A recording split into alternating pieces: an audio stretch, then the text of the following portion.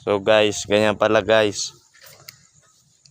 Pag tinitrim yan siya yung dahon ng talong, tinatanggal yung may mga uod yan.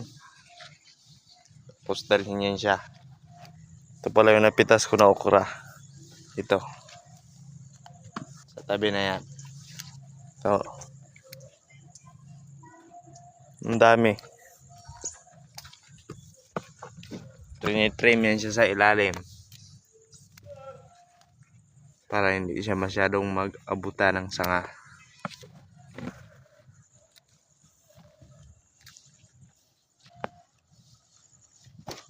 Ilang days na lang mamumunga na ito. Bibidyohan ko ulit pag may bunga na, part 2. Ito pala ang bunga niya.